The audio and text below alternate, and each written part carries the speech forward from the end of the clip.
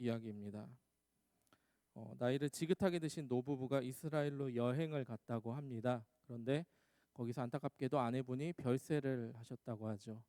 그래서 이 남편분이 어떻게 하나 물어봤더니 그 땅에서 장례를 치르면 100만 원이고 한국 땅에서 장례를 치르면 1억이 든다고 했습니다. 이 남편분이 잠시 고민하시다가 이 아내분의 이제 장례를 어디서 치렀다고 하죠? 한국으로 돌아와서 1억을 지불하고 치렀다고 합니다. 그래서 많은 사람들이 놀라면서 야, 아내분을 너무나도 많이 사랑을 하셨군요. 그 타국, 이국 먼 땅에 이제 둘 수가 없었기 때문에 비싼 돈을 치러서라도 한국으로 모셨군요라고 이야기를 하니까 이 나이 많으신 남편분이 뭐라고 얘기했다고 합니까? 그게 아니라 이스라엘 땅은 예수님이 부활하신 곳인데 혹시 우리 아내도 부활할까봐 그렇게 했다라고 합니다. 네, 아직 어떤 이야기인지 무슨 이야기일까 하시는데 이 이야기를 들려주신 집사님께 더 상세하게 물어보시기 바랍니다. 저도 들은 이야기입니다. 많이 졸리실 것 같아서 우리 부활에 관련된 짤막한 예화로 시작을 했습니다. 오늘은 부활신앙 제자다움이라는 제목으로 하나님의 말씀을 함께 나누고자 합니다. 우리가 오늘 부활주의를 지내고 있습니다. 부활 되시며 생명 되시는 우리 예수 그리스도를 믿으십니까? 네, 우리의 삶으로 고백하시고 우리의 말씀으로 함께 고백하며 나아가는 저와 여러분들이 되기를 원합니다. 여러분들, 부활이라는 것은 우리가 너무나도 잘 알고 있지만 동시에 우리가 잘 모르는 것이기도 합니다. 사전적 의미는 죽었다가 다시 살아남이죠. 우리가 이 부활을 생각을 할 때 우리가 매해마다 10년, 20년, 아니 어떤 분들은 50년, 70, 80, 90평생 부활주의를 매해 지내셨을 것입니다. 매해 달걀을 나누고요. 매해 이 부활이라는 주제를 가지고 생각을 해보지만은 우리에게 너무나도 당연한 것이라서 넘어갈 수 있는 내용입니다. 어쩌면 우리 마음속 깊이는 잘 와닿지 않는 내용일 수도 있을 것입니다. 그러나 사실 이 부활이라는 것은 우리가 하나님을 믿고 성령님과 동행하며 예수님의 제자 되기를 바라는 우리라고 한다면은 반드시 우리가 생각하고 넘어가야 할 신앙의 본질이다라는 것이죠. 오늘 본문은 엠마오로 가는 제자들과 그들 앞에서 부활하여 나타나신 예수님의 모습을 보게 됩니다. 정말로 부활하신 예수 그리스도의 이 제자다운 삶이란 어떤 것인지 오늘 본문을 통하여 함께 나누기를 원합니다. 부활신앙을 믿는 제자다운 모습은 어떤 것일까요? 오늘 성경 말씀을 통해 크게 세 가지로 함께 나누기를 원합니다. 부활신앙을 믿는 제자다움 첫 번째입니다. 첫 번째는 예수님의 부활을 정말 일어난 사실로 믿는 것입니다. 저와 여러분 함께 따라해 볼까요? 시작. 예수님의 부활을 사실로 믿는 것. 아멘. 오늘의 본문 15절에서 16절에서는 이렇게 성경은 기록을 하고 있습니다. 우리 누가복음 24장 15절에서 16절입니다. 그들이 서로 이야기하며 문의할 때 예수께서 가까이 이르러 그들과 동행하시니 그들의 눈이 가리워져서 그인 줄 알아보지 못하거늘이라고 기록이 되어 있습니다. 여러분들, 교회 다니시는 분들, 오래 다니시는 분들 가운데서도 이 예수님의 부활을 믿기는 믿되 저 먼 나라의 이야기처럼 여기는 경우가 많이 있습니다. 마치 신화나 전설 쪽의 이야기처럼 뭔가 대단하고 위대한 일이 일어난 것은 맞지만은 그것이 나랑 상관이 없거나 옛날 이야기일 거야 라고 생각하는 경우가 종종 있다라는 것이죠. 그러나 여러분들, 부활은 2000여 년 전에 우리 주님께서 역사적인 사건으로 증명하여 주시고 보여주신 줄로 믿으시기 바랍니다. 당시 대제사장들, 서기관과 바리새인들은 이러한 역사적 사실을 감추고자, 은폐하고자 노력을 했어요. 저와 여러분들이 사는 오늘날에도 가짜 뉴스라는 것들이 많이 있습니다. 그런데 이 당시에는 더 심했던 것 같아요. 가짜 소문을 퍼뜨립니다. 어떤 소문을 퍼뜨렸죠? 예수님께서 정말로 부활하시고 역사적 사실인데 이것을 가리려고 어떻게 합니까? 예수님의 제자들이 훔쳐갔다. 예수님이 계신 그 돌문은 억지로 열어서 예수님의 시신을 훔쳐다가 숨겨놓고 예수님께서 없어지시니까 부활하신 것이다 라고 이 당시의 권력층들, 기득권자들 대제사장들, 서기관, 바리새인들이 거짓 소문을 퍼뜨렸던 것입니다. 많은 사람들이 좌절하고 낭망했을 것입니다. 우리 예수님, 우리 주님 이렇게 돌아가실 분이 아닌데 돌아가신 거예요. 아마 이 엠마오로 돌아가는 두 제자들의 마음도 굉장히 낙심했을 것입니다. 비록 12사도의 제자들은 아니지만은 그래도 예수님과 함께한 제자들 중에 한 명이었을 텐데, 예수님께서 그만 돌아가신 이후에 모든 삶의 희망을 멈추고 이제는 엠마오라는 곳으로 터벅터벅 걸어가고 있는데, 부활하신 예수님께서 슬며시 나타나셨다는 것이죠. 예수님께서 진짜 부활하시고 제자들에게 나타나셨습니다. 아직 이들은 눈이 가리워져서 알지 못하지만 정말로 역사적 사실로서 부활하신 예수님께서 이들과 동행하셨습니다. 지금 이 순간에도 2025년에도 우리와 함께 동행하고 계신 줄로 믿으시기 바랍니다. 그러나 우리의 눈이 가끔은 가리워져서 이것을 깨닫지 못하는 것입니다. 또 다른 성경 구절은 예수님의 부활이 역사적 사건이며 부활하신 예수님을 만난 증인들이 얼마나 많은지를 보여주고 있습니다. 고린도전서 15장 4절에서 6절 상반절에서는 이렇게 이야기하고 있습니다. 장사 지냄 받으셨다가 성경대로 사흘 만에 다시 살아나사 게바에게 보이사 후에 12제자에게 그 후에 500여 형제에게 일시에 보이셨다라고 분명히 기록되어 있습니다. 예수님의 부활은 수많은 증인들이 있는 역사적 사실인 줄로 믿으시기 바랍니다. 우리가 믿는 여러 가지 역사들, 한국 근현대사들, 유럽사들, 세계사들은 우리가 실제로 본 적이 없지만 여러 가지 기록을 통해서 우리가 진짜라고 믿습니다. 그런데 왜 예수님의 부활은 여러 증인들의 기록이 동일하게 적혀 있는데 우리는 그것을 왜 전설이나 신화로 이것을 치부하려고 합니까? 눈으로 본 사람이 수백 명이며 그분과 함께 밥을 먹은 사람이 수백 명이고 그분의 손을 만지고 그분과 함께 다녔던 많은 사람들의 증언과 기록들이 여전히 남아있고 그분의 가르침을 들은 사람들이 남아있는 줄로 믿습니다. 이것이 바로 부활신앙이 믿는 제자다움의 출발, 이것을 우리가 역사적 부활이라고 하는데요. 이 역사적 부활을 믿는 것이 우리 제자다움의 첫 번째 출발인 줄로 믿으시기 바랍니다. 우리 부활신앙을 믿는 제자다움 두 번째입니다.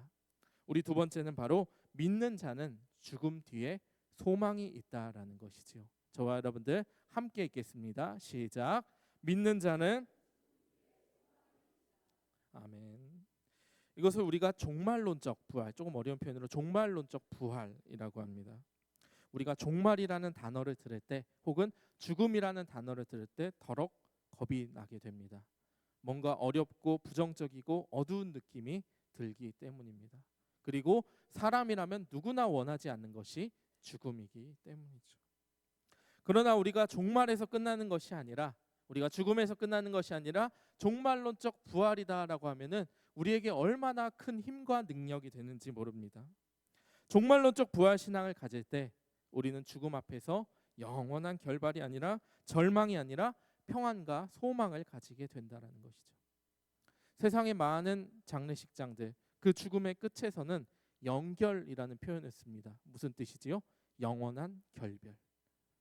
그러나 예수 그리스도를 구주로 믿는 우리들에게 영원한 결별이란 없는 줄로 믿으시기 바랍니다. 잠시 자는 것, 잠시 누워 있는 것, 결국에는 우리가 예수님의 그 부활 소망으로 인하여서 다시 만나게 될 줄로 믿습니다. 성경은 분명히 이야기합니다. 고린도전서 15장 20절인데요.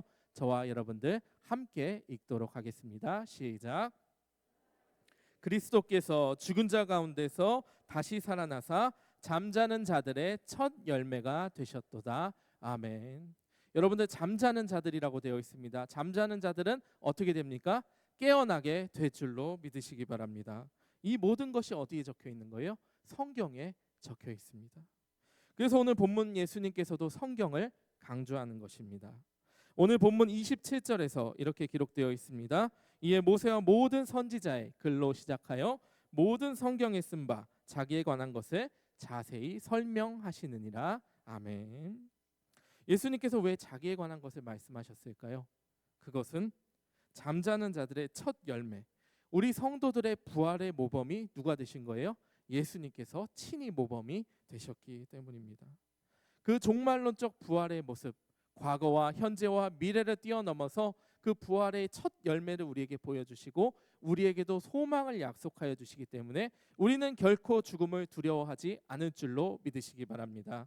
이것이 우리가 두 번째 제자다움 종말론적 부활을 믿는 제자의 모습인 것이죠. 부활 신앙을 믿는 제자다움 세 번째는 예수님이 손님이 아니라 나의 주인이 되시는 삶입니다. 저와 여러분들 함께 읽겠습니다. 시작. 예수님이 나의 손님이 아니라 나의 주인 되시는 삶입니다. 이것을 실존적 부활이라고 합니다. 실존이라는 것이 무엇일까요? 예수님과 나, 하나님과 나, 성령님과 나 사이에 1대1 관계라는 것이죠. 오늘 본문 30절 31절에서 이렇게 기록하고 있습니다. 그들과 함께 음식 잡수실 때 떡을 가지사 축사하시고 떼어 그들에게 주시니 그들의 눈이 밝아져 그인 줄 알아보더니 예수는 그들에게 보이지 아니하시는지라. 아멘. 우리가 엠마오로 가는 두 제자들의 이야기 잘 알고 있습니다. 그러나 이 이야기가 어떻게 끝을 맺는지는 우리의 기억 속에 흐릿할 때가 많이 있어요. 그러나 이 이야기의 결국의 결말 부분에서 하시는 것은 놀랍게도 예수님께서 떡을 가지사 축사하셨다라는 것입니다. 어떻게 보면 연관이 없어 보이는 내용입니다. 부활하신 예수님께서 제자들에게 몸소 나타나셨는데 갑자기 집에 들어가시더니 성찬을 베푸시는 거예요. 왜 갑자기 식사하시는 모습을 성경은 말하고 있을까요? 이것은 그러나 매우 중요한 장면이다라는 것입니다. 당시 유대인들의 식사 풍습은 집주인이 먼저 떡을 떼고 축사를 하고 나눠줬다라고 합니다. 그런데 여기서 사실 집주인이 누구입니까? 원래는 두 제자들이잖아요. 그런데 어느 순간에 주인과 손님이 어떻게 된 거예요? 바뀌어 있습니다.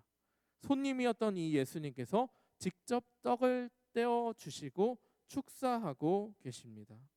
이것을 우리가 주객이 전도되었다라는 표현을 씁니다. 이것은 본래 나쁜 의미로 쓰이는 말이지만은 이것이 옳게 쓰일 때 손님이었던 예수님께서 우리의 삶의 주인 되시는 신앙적 주객 전도가 일어나기를 간절히 소망합니다. 우리가 부활 신앙을 믿는다고 할 때 가장 중요한 것은 결국은 그 2000년 전의 사건이 그냥 부활의 기록에서 끝나는 것이 아니라 물론 역사적인 부활, 종말론적인 부활 많이 중요하지만 결국에는 실존적 부활, 나의 부활 신앙이 되어야 한다는 것입니다. 우리의 삶이 변하고 내 인생에서 부활의 역사가 일어나는 놀라운 일들이 저와 여러분들의 일어나기를 간절히 원합니다. 우리가 머리로 이해할 수는 있습니다. 그러나 그것에서 그치는 것이 아니라 우리의 삶이 변하고 내가 가슴으로 느끼며 손발로 실천하는 예수님의 제자가 되어야 하겠습니다. 많은 것들이 있습니다. 여러 가지 사건들, 주님의 놀라운 역사들, 이적과 기사들. 그러나 이것이 2025년 4월 20일을 살아가는 나에게 일어나지 않으면 이것이 아무런 소용이 없다라는 것입니다. 여러분, 이제는 우리가 믿습니다. 나의 삶 가운데서 내가 주인이 되는 것이 아니라 예수님이 나의 삶 가운데 손님이 되시는 것이 아니라 나의 삶의 주인 되어 주옵소서. 그러한 고백에서 시작되어야 한다는 것이죠. 어떤 교회 다니시는 분이 유명한 가게, 레스토랑을 차렸다고 합니다. 그런데 어느 한 목사님이 오셔가지고 이 집사님을 인터뷰했다라고 하죠. 이 집사님의 이 고급 레스토랑에 온 많은 손님이 있었을 텐데 누가 가장 존귀한 손님입니까? 물어보았대요. 근데 역시 목사님이셔서 답변을 기대하고 물어보셨다고 합니다. 어떤 답변을 기대하셨을까요? 네, 이 레스토랑에 오신 가장 존귀한 손님은 예수님입니다라는 답변을 기대하고 물어봤는데 이 집사님이 뭐라고 대답했다고 합니까? 네, 전직 대통령께서 오셨습니다 하고 말았다라는 거죠. 이 목사님이 너무나도 실망하셔가지고 아니 집사님인데 교회 다니시는 분인데 이 레스토랑을 방문하신 가장 존귀한 분은 예수님이 되셔야 되는 것 아닙니까? 라고 물어보니까 이분이 뭐라고 일침을 날렸다라고 합니까? 예수님이 아닙니다. 왜냐하면 예수님은 손님이 아니라 뭐예요? 주인이시기 때문입니다 라고 고백했다는 것이죠. 여러분들, 믿음은 우리의 간순한 각오나 다짐이나 혹은 신념으로 되지 않습니다. 내가 믿어야지, 내가 주님을 우리의 삶의 주인으로 모셔야지 우리가 결단하고 다짐할 수는 있지만은 이것이 오래 가기 힘든 이유는 우리 가운데 순종함이 없기 때문입니다. 그리고 이 순종함은 결국에는 예수님은 내 인생의 손님이 아니라 주인으로 모실 때 일어나는 줄로 믿으시기 바랍니다. 이제는 내가 바뀌어야 합니다. 나의 인생이 바뀌고 나의 삶이 바뀌고 나의 언어 습관이 바뀌고 나의 행동이 바뀔 때 그 2000년 전에 정말로 내가 처음에는 믿어지지 않았던 그 예수님의 부활이 어느새 성큼 내 옆에 다가와 있을 것입니다. 이제 말씀을 맺습니다. 여러분들, 부활신앙은 기독교 신앙의 추가적 옵션이 아닙니다. 부활신앙은 신앙의 본질인 줄로 믿으시기 바랍니다. 우리가 부활신앙이 빠진 봉사, 부활신앙이 빠진 헌신, 부활신앙이 빠진 찬양은 어떤 것이 될까요? 인간적인 열심밖에 남을 수밖에 없습니다. 부활신앙이 없다면 그것은 하나님을 믿는 것이 아니라, 교회가 하나님을 믿는 것이 아니라 그저 친교와 친목의 자리로 전락할 가능성이 너무나도 높다라는 것입니다. 그러나 하나님께서는 저와 여러분들을 너무나도 사랑하셨기 때문에 십자가에 달려 죽으시고 부활하신 줄로 믿으시기 바랍니다. 그것이 우리들에게 모범을 보여주셨고 잠자는 자들의 첫 열매가 되어주셨고 오늘날을 살아가는 저와 여러분들에게 귀한 말씀으로 남아있는 줄로 믿으시기 바랍니다. 우리 그러한 주님의 손 붙잡고 이제는 예수님의 제자 되기를 바라며, 그 역사적인 부활, 그리고 종말론적인 부활, 그리고 실존적인 부활, 예수님 그 부활의 사실을 믿습니다. 그리고 죽음보다도 더 강하신 예수님의 부활을 경험하며 나아갑니다. 그리고 마지막으로 내 삶 가운데 주인으로 찾아와 주시옵소서. 우리 그렇게 고백하며 살아가는 귀한 우리 양문의 모든 교우 여러분들이 되시기를 주님의 이름으로 축복합니다. 이제 이 시간 우리가 부활하신 예수님을 찬양하는 부활절 칸타타를 우리의 노래하는 입술의 시간 또한 자리에 앉아서 귀 기울이며 마음으로 묵상하고 듣는 시간을 가집니다.